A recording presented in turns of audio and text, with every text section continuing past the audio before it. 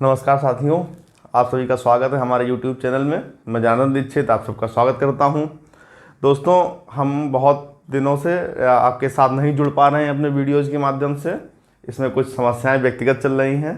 तो हम पिछले वीडियोज़ में हम जो हिंदी व्याकरण का प्रकरण पढ़ रहे थे, समास प्रकरण, और समास प्रकरण में हमने तत्पुरुष समास को ख़त्म करके हम आगे बढ़ रहे थे। तो अगला जो हमें समास मिलेगा, तो हमें अगला जो समास मिलने वाला है उसका नाम है कर्मधारय समास। कर्मधारय समास। कर्मधारय जो समास होता है, कर्मधारय जो समास होता है, इसी समास को हम समानाधिकरण तत्पुरुष समास भी कहते हैं। समानाधिकरण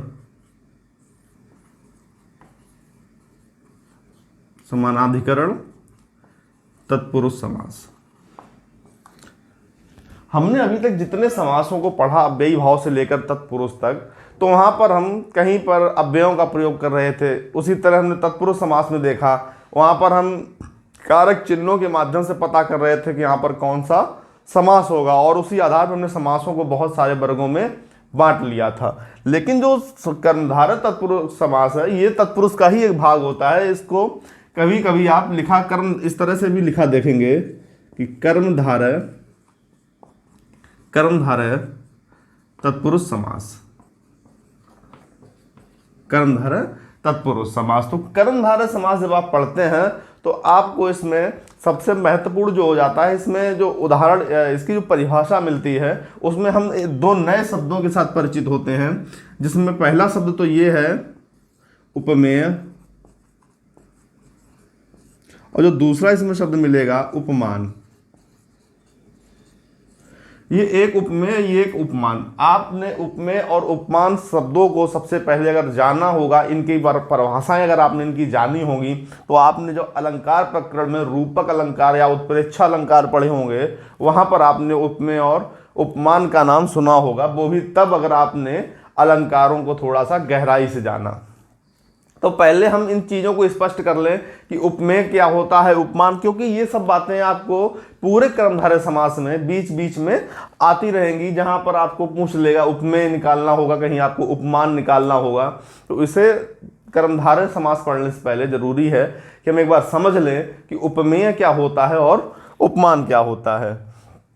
तो हम थोड़ा सा विषय से हटकर के बात करते हैं। अगर हम जब कोई शब्द लिखें, मान के चलिए हमने लिखा वो चंद्रमुखी, हमने एक शब्द लिखा चंद्रमुखी। चंद्रमुखी। अब मुख का मतलब तो सभी लोग जानते हैं, किसी का चेहरा होगा। मुख का मतलब किसी का चेहरा होगा, और चंद्र का मतलब चंद्रमा। अर्थात किसी के अगर चंद्रमुखी कहा गया है तो उससे क्या कहा गया है कि जो उसका मुख है वो बिल्कुल कैसा है, जैसा कि चंद्रमा होता है। अब यहाँ पर अगर आपसे कहा जाए उपमेय और उपमान निकालने हो, तो कहीं ये चंद्रमुखी भी कर्मधारय समास का ही एक उदाहरण है। अगर आपसे पूछा जाए कि चंद्रमा और मुखी अर्थात चंद्रमुखी में कौन सा भाग इसका उपमेय होगा और कौन सा भाग इसका उपमान होगा, तो इनको निकालने के लिए जो आसान सा एक तरीका है, हम अक्सर भूल जाते हैं। उपमेय की परिभाषा याद करते हैं और उपमान की परिभाषा याद करते हैं, और लास्ट में जब एकदम से अचानक से कोई पूछा जाता है और हमने बहुत दिनों से पिछला पढ़ा नहीं होता है, तो उपमेय और उपमान के शंका में पड़ जाते हैं। तो इनकी शंका दूर करने के लिए एक चीज़ याद रखिए कि उपमेय को बिल्कुल टच ना करें, उपमान को थोड़ा सा गौर से अगर पढ़ेंगे तो इसके नीचे एक शब्द लिखा है मान। उपमान को अगर थोड़ा सा ध्यान से देखेंगे तो इसके नीचे क्या लगा मिल रहा है, मान। और मान को अगर हम देखें तो कहते हैं मान सम्मान। तो ये सम्मान की दृष्टि से देखने वाला शब्द क्या लगा है, मान।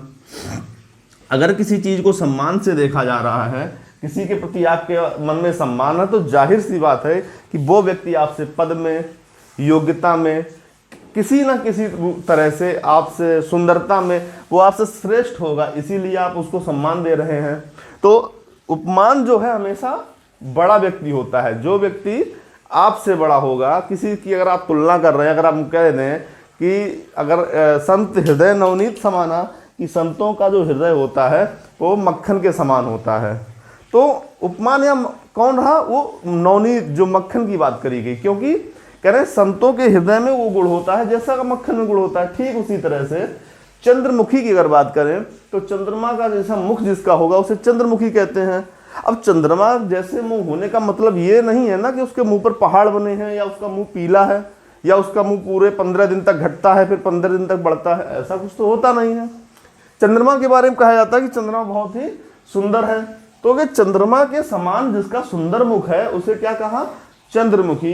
तो चंद्रमा की सुंदरता से किसी के मुख की अगर हम तुलना करें तो ये चंद्रमा यहाँ पे उपमान होगा, और जिसकी तुलना करी जा रही, जिस मुख की तुलना की जा रही, वो उपमेय होगा। तो इतना याद रखना, जो भी व्यक्ति उपमान होगा वो पद में बड़ा होगा। जिससे तुलना करेंगे आप, जिस भी चीज से तुलना करें, देखिए यहाँ पे मुख की तुलना किससे करी गई है? चंद्रमा से। तो जिसकी तुलना की जाएगी, जिससे तुलना की जाएगी उसको क्या कहेंगे? उपमान। और जिसकी की जाएगी उसको क्या कहेंगे? उपमेय कहेंगे। और इसकी एक परिभाषा क्या है, एक तरीका है पहचानने का। ये मोस्टली प्राकृतिक चीजें होती हैं। प्राकृतिक चीजें होंगी, वो कौन सी होंगी? सारी वो उपमान बनेगी। दूसरा इसका याद रखना, अप्रस्तुत जो भी मिले आपको अपने सामने, अप्रस्तुत जो भी आपके सामने अप्रस्तुत हो उसको क्या मान लेंगे? उपमान। अगर हम कह दें चंद्रमुखी, तो मुख और चंद्रमा में कौन सा आपके सामने उपस्थित था? तो मुख जो उपस्थित है या चंद्रमा? अब कुछ लोग कहेंगे रात में चंद्रमुखी कहा था तो चंद्रमा आसमान में था। तो इसके लिए याद रखो, जिसके बीच में आपकी दूरी कम हो उसको क्या कहेंगे? उपमान कहेंगे। और जिसके बीच में आपकी दूरी अधिक हो उसको क्या कहेंगे? उपमेय कहा जाएगा। तो इतना याद रखना, उपमेय और उपमान के डाउट में मत रहना। जिस व्यक्ति की तुलना की जाएगी वो उपमेय होएगा, और जिस व्यक्ति से की जाएगी वो उपमान होगा। अगर मैं किसी से कहूँ कि तुम इतने अहिंसा के पुजारी हो जैसे कि महात्मा गांधी, तो मैंने किसी एक्स व्यक्ति की तारीफ में उसको अहिंसावादी कह दिया, तो उसकी तुलना हमने किससे कर दी? महात्मा गांधी। अर्थात वो अपने उस वर्ग में श्रेष्ठ हैं। अर्थात हम तुलना महात्मा गांधी से कर रहे हैं, तो प्रस्तुत कौन है? उस व्यक्ति जिसकी हम तुलना कर रहे हैं। और अप्रस्तुत कौन है? महात्मा गांधी। अब यहीं अगर हम ये कह दें कि महात्मा गांधी इतने उदार थे जितने कि भगवान शिव, तो अब इसमें ये बात हो जाएगी कि यहाँ कहेंगे महात्मा गांधी भी अप्रस्तुत हैं, भगवान शिव भी अप्रस्तुत हैं। लेकिन इस अप्रस्तुत की श्रृंखला में ज्यादा जोर किसके ऊपर है? महात्मा गांधी एक समय में तो प्रस्तुत रहे ही होंगे ना। अच्छा, तो याद रखना कि दो व्यक्तियों की हमेशा तुलना होगी। अगर हमने कहा महात्मा गांधी किसी एक्स व्यक्ति की, कोई एक्स व्यक्ति महात्मा गांधी के समान अहिंसा प्रिय है, तो यहाँ पर वो एक्स व्यक्ति आपके सामने उपस्थित है, लेकिन वहां पर महात्मा गांधी उपस्थित नहीं है। लेकिन यहीं पे अगर हम कहते हैं महात्मा गांधी इतने उदार थे जितने कि भगवान शिव, तो ना अब यहाँ महात्मा गांधी आपके सामने जीवित है, ना भगवान शिव आपके सामने जीवित है। तो ये याद रखना। लेकिन इनकी ये कभी ना कभी तो प्रस्तुत थे ना आपके सामने, तब इस स्थिति में यहाँ पर इनको प्रस्तुत और इनको अप्रस्तुत मान लिया जाएगा। तो इस तरह से आप समझ लेना, उपमान वही व्यक्ति होता है जो अप्रस्तुत हो या प्राकृतिक रूप से जिसकी मौजूदगी का आपको एहसास हो। उपमेय और उपमान की इस बात को समझने के बाद में अब हम कर्मधारय समास पे शुरुआत करते हैं। और अगर आपने उपमेय और उपमान को समझ लिया, उपमेय और उपमान को अगर समझ लिया, फिर कर्मधारय समास समझने में कोई समस्या ही नहीं रह जाती है। कहीं ना कहीं अगर मैं कहूँ आपसे कि आपकी परिभाषा जो है कर्मधारय समास की, वो अब खत्म हो चुकी है। कर्मधारय की इसमें एक बात और याद रखना कि समानाधिकरण समास कह देते हैं, समानाधिकरण तत्पुरुष कह देते हैं। और दूसरी बात इसमें लिख लेना, प्रायः, देखिए मैं लिख रहा हूं प्रायः दूसरा पद प्रधान होता है। दूसरा पद प्रधान, प्रायः दूसरा पद आपको इसमें प्रधान मिलेगा। अब कर्मधारय समास में ये और जान लें कि ये कितने प्रकार का होता है। तो प्रकारों में कभी कर्मधारय आपको कभी ये औपचारिक रूप से बटा नहीं दिखेगा, लेकिन जिस तरह से इसके उदाहरण हमें प्राप्त होते हैं और अपनी सरलता और सहजता के लिए हमने इसको 3 भागों में बांट लिया। पहला तो हमने लिख लिया सामान्य, ये किसी किताब का या किसी वैयाकरण द्वारा लिखी हुई हिंदी व्याकरण के भेद नहीं है, ना इनको भेद समझना है। ये सिर्फ अपनी सुगमता के लिए है कि हम कर्मधारय समास को कैसे और आसान में आसान समझते चले जाएं। तो सामान्य रूप से, और दूसरा होता है विशेषणोत्तर। विशेषणोत्तर, विशेषणोत्तर से तात्पर्य यहाँ पे है कि विशेषण और उत्तर, जहां पर विशेषण जो हो कैसा लगा हो, विशेषण जो हो वो बाद में लगा हो। अगर कहीं पे बाद में विशेषण लग के आ रहा तो उसे विशेषणोत्तर कह देंगे। और तीसरा विशेषणोभय, विशेषणोभय अर्थात उभय, विशेषण के बाद में उभय, अर्थात जिसमें अगर दोनों पद इसके विशेषण हों तो वो विशेषणोभय हो जाएगा, अगर बाद में विशेषण मिल रहा हो तो विशेषणोत्तर हो जाएगा। और सामान्य जो होंगे उसमें आपको जो भी कर्मधारय समास के उदाहरण होते हैं प्रायः जिनमें विशेषण पहले प्रयुक्त हो जाता है तो वो समास जो होते हैं आपके सामान्य में आएंगे। अब हम कर्मधारय समास की परिभाषा तो कोई इतनी खास नहीं है, बस इतना याद रखना, समानाधिकरण, समानाधिकरण तत्पुरुष कहते हैं, प्रायः दूसरा पद प्रधान होता है। उदाहरणों की प्राप्ति के आधार पर हमने अपनी सहजता के लिए इसको 3 भागों में बांटा, सामान्य, विशेषणोत्तर और विशेषणोभय। विशेषणोभय में आपको दोनों पद जो हो विशेषण मिलेंगे और विशेषणोत्तर में आपको जो विशेषण वाला पद होगा वो बाद में मिलेगा और सामान्य में आपको जो सामान्य उदाहरण होते हैं वो मिल जाएंगे। तो चलिए एक एक करके हम समझते हैं। सबसे पहले सामान्य की बात कर ले, जो मैंने सामान्य लिखा तो इसका पहला उदाहरण जो है, चलिए चंद्रमुखी ही लिख लेते हैं। तो चंद्रमुखी,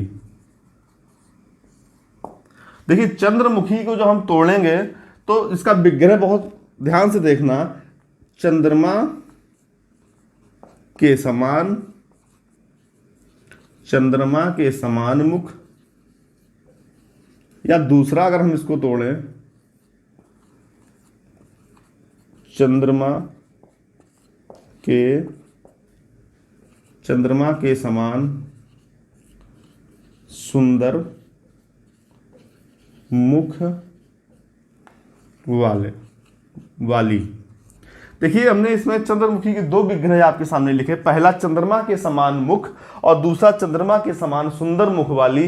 तो इनमें से कौन सा विग्रह आपको विग्रह इसमें ज्यादा नहीं, बिल्कुल एक गलत है और दूसरा बिल्कुल ठीक है। और कभी कभी प्रश्न पत्र में भी इस तरह से समास का विग्रह करके दे देते हैं ताकि आप कंफ्यूजन में, शंका में पड़ जाए। तो चंद्रमा के समान मुख, तो चंद्रमा के समान मुख का मतलब क्या हो गया कि वही चंद्रमा जो आसमान में ऊपर है, जिसमें हजारों छेद हैं, पीला पीला है, 15 दिन तक उस आकार बढ़ता है, 15 दिन आकार घटता है, कभी कभी ग्रहण भी लग जाता है। क्या ऐसा कोई व्यक्ति हो सकता है? और अगर हो भी सकता है तो ऐसी कभी तुलना की जाती है? तुलना सदैव अच्छे गुणों की ही की जाती है। तो चंद्रमा के किस गुण के कारण मुख को चंद्रमा के समान कहा गया? तो हमें मिलता कि चंद्रमा में शीतलता है और सुंदरता है, आकर्षण है। तो अर्थात जिसका मुख चंद्रमा के समान सुंदर मुख वाली, जिसका मुख इतना सुंदर है जितना कि चंद्रमा सुंदर है, वो चंद्रमुखी है। तो चंद्रमुखी शब्द का जब भी या किसी भी शब्द का कर्मधारय समास में आप विग्रह करेंगे तो उस गुण का भी उल्लेख करना पड़ेगा जिसकी वजह से आप तुलना कर रहे हैं। तो चंद्रमा के समान मुख, ये तो बिल्कुल गलत हो जाएगा आपका विग्रह। चंद्रमा के समान सुंदर मुख वाली, जिसका मुख कितना सुंदर है जितना कि चंद्रमा सुंदर है, या चंद्रमा के समान शीतल मुख वाली। तो इस तरह से आप देखेंगे कि हमें उस बात का भी उल्लेख करना पड़ता है जिस वजह से किसी व्यक्ति की उस दूसरे उपमान से तुलना की जा रही है। अब देखिए इसमें उपमान क्या हो गया, चंद्रमा उपमान हो गया, सीधी सी बात है। देखो अप्रस्तुत भी है, प्राकृतिक भी है, और मुख कैसा हो गया, ये प्रस्तुत हो गया। अब कहेंगे मुख भी तो प्राकृतिक है, कोई घर पे तो मुख बनाता नहीं है, लेकिन प्रस्तुत, अप्रस्तुत, प्राकृतिक, अप्राकृतिक की श्रृंखला में एक आपको मिल जाएगा यहाँ पे कि चंद्रमा अप्रस्तुत है और मुख प्रस्तुत है। भले वो बात अलग है कि दोनों मुख भी प्राकृतिक है और चंद्रमा भी प्राकृतिक है, लेकिन उपमान और उपमेय में दोनों आपको मिलेंगे कि चंद्रमा उस समय जब आप बात कर रहे थे तब अप्रस्तुत था और जो मुख था वो प्रस्तुत था। अगर कोई कहे रात में कहा उसने चंद्रमुखी, तो रात में अगर चंद्रमुखी कहा तो चंद्रमा आपसे ज्यादा दूर था और जिसकी आपने बात की, जिसकी आप सुंदरता की तुलना करी, वो आपसे कम दूर होगा। अब ऐसा मत कह देना कि एक उत्तरी ध्रुव पे बैठा था दूसरा दक्षिणी ध्रुव पे बैठा था इसलिए, तो इन बातों को चक्कर में ना रहना। तो ये याद रखना जिस तरह से चंद्रमुखी का हुआ, इसी तरह से सारे जो भी तत्पुरुष समास के आप विग्रह करेंगे उदाहरणों के, वो बहुत ध्यान से पढ़ना। अब इसी में दूसरा उदाहरण देख लीजिए, राजीव नयन। अर्थात राजीव के समान, राजीव के समान नयन वाले, राजीव के समान नयन वाले, उसको क्या कहा? राजीव नयन। अब यहां पर आप ये प्रश्न कह सकते हैं कि आपने विग्रह जब किया तो राजीव, अर्थात राजीव का मतलब तो आप सभी जानते हो कि राजीव को कहते हैं कमल, कमल का पर्यायवाची राजीव हो जाता है। तो कहेंगे आपने उस गुण का तो उल्लेख ही नहीं किया कि उनके नयनों को आपने राजीव क्यों कहा। तो देखिए, किसी के अगर नयन की आकृति और अगर कमल के फूल को देखेंगे वो कुछ इस तरह से बना होता है, और हमारी आंख का जो आकार होता है, बनावट होती है, वो भी लगभग इसी प्रकार की होती है। तो राजीव अर्थात कमल जिस तरह से बना हुआ है, ठीक उसी प्रकार से जिसकी आंख है, तो उसे हमने राजीव नयन कहा। यहाँ कमल के किसी उस गुण का वर्णन नहीं हुआ। अगर हम यहाँ लिख दें राजीव की तरह महकने वाला, तो यहाँ पे इस विग्रह को हम गलत मानेंगे, क्योंकि तब हमें लिखना पड़ेगा कि राजीव की खुशबू की तरह महकने वाला, तो वहां पर उसके गुण की तुलना करें। अगर हम राजीव के कारण किसी के रंग की वर्णन करें कि वो कमल के समान, कमल बदन अगर हम कह दें कमल बदन, तो हम यहाँ पर कमल बदन में जब विग्रह करेंगे तो कमल के समान बदन नहीं, कमल के रंग के समान बदन वाला करेंगे। तो इन बातों को ध्यान रखना, सामान्य सी बातें हैं, लेकिन ये बहुत ज़्यादा असर छोड़ देती हैं कभी कभी। तो राजीव नयन, और दूसरे एक हमने देखा था चंद्र वदन, चंद्रमुखी, और दूसरा राजीव नयन। तीसरा उदाहरण देखो,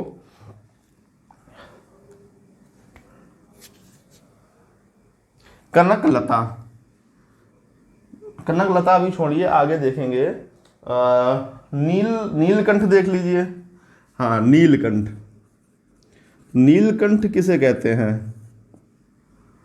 नीलकंठ भी छोड़िए, क्योंकि ये बहुब्रीहि का उदाहरण हो जाएगा, तो इसकी चर्चा हम अगले वीडियो में करेंगे, जहां मैं आपको ये भी समझा दूंगा कि चाहे नीलकंठ लिखा हो और चाहे आपके सामने चंद्रवदन लिखा हो, वहां पे बहुब्री नहीं, कभी कभी कर्णधारय भी हो जाता है। वो क्यों हो जाता है हम इसकी बात करेंगे। तो राजीव नयन, चंद्रमुखी, उड़न खटोला, तो उड़ता है जो खटोला वो उड़न खटोला। तो आज के वीडियो के लिए मैं इतना ही रखूंगा, और हम जो अगला वीडियो करेंगे कर्मधारय समास के ऊपर, उसमें आपको एक बात का और उल्लेख करूंगा, वहां पर एक बात और बताऊंगा कि कभी कभी बहुब्री समास और कर्मधारय समास में अंतर समझ में नहीं आता। जैसा कि मैंने अभी लिखा था नीलकंठ, तो नीलकंठ महादेव को भी कहते हैं, लेकिन इसमें कर्मधारय समास भी होता है। समास में आप याद कर लेंगे नीलकंठ में कर्णधारय बहुब्री, लेकिन वो स्थिति कौन सी बनती है जिसके कारण कभी कभी बहुब्री और कर्णधारय दोनों के बीच शंका की स्थिति उत्पन्न हो जाती है। तो इस पर हम अपने अगले वीडियो में बात करेंगे। अब हम उसमें बात कर, और उसमें कर्मधारय समास के जो अन्य हमारे उप विषय या भेद जो हमने उदाहरणों की दृष्टि से अपनी सहजता के लिए जो दो भेद हमने किए हैं, उन पर भी हम बात करेंगे। तो मिलते हैं हम आपसे अगले वीडियो में। नमस्कार।